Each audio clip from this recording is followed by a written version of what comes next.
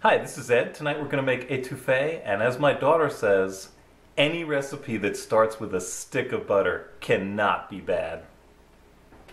Alright, etouffee has a lot more ingredients than we usually use, but it's all about the prep. So we've chopped up a couple cups of onions, a couple cups of green bell peppers, a couple cups of celery. These are the main pre-ingredients. We're going to saute these down in a stick of butter. And then we're going to add some flour, and I use chicken stock. Most people use water, so we just mix this up. We'll add that after the onion and the greens are all. This is a very green recipe. Everything's green. Then after we do that, we're going to add some bay leaf, the garlic, and our roux, and make kind of a stew out of it. At the very end, I'm using cooked langoustines. You could use shrimp, either raw or pre-cooked. If you use pre-cooked, you add them right at the end just to warm them up. If you use raw ones, you put them in 5 minutes before you're going to serve it. We get these nice Langoustino tails. You can use crawfish, obviously. That's the traditional thing. So let's go to the pot and start cooking all this stuff up.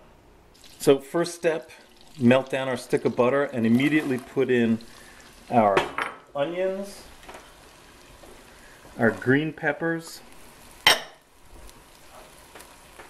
and our celery, all kind of diced fairly fine. Stir this up, and this is going to cook down for about 10 to 15 minutes. You just got to watch it until it gets, all the onions are translucent, and then we're going to go on to the next phase. Alright, so phase one is complete. Our onions, green bell peppers, and celery is softened up, about 12 minutes or so. Now we come to phase two. We add our liquid, which is a cup of chicken stock with a tablespoon of flour. Just add that right in. And get the flour out of there. And we have a couple cloves of garlic chopped up. And our 2 bay leaves. And a little bit of cayenne pepper. Don't put too much now, you can always adjust this later, but I put a little bit in right now. Stir this up, and we just let this cook for about 5 minutes. It'll thicken up. The flour helps thicken this thing up.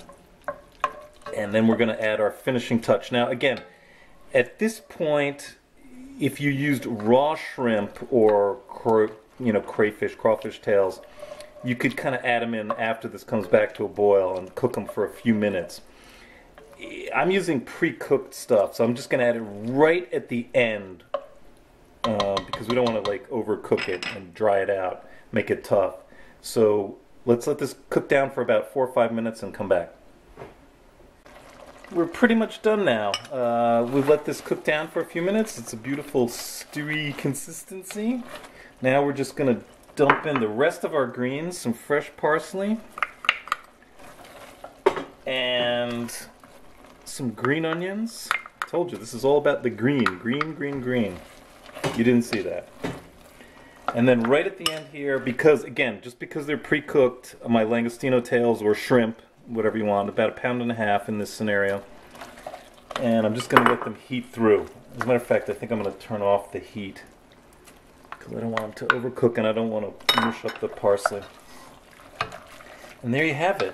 Etouffee with shrimp, Langoustinos, or crayfish, whatever you can get. Beautiful. Now we're going to plate it up with some rice.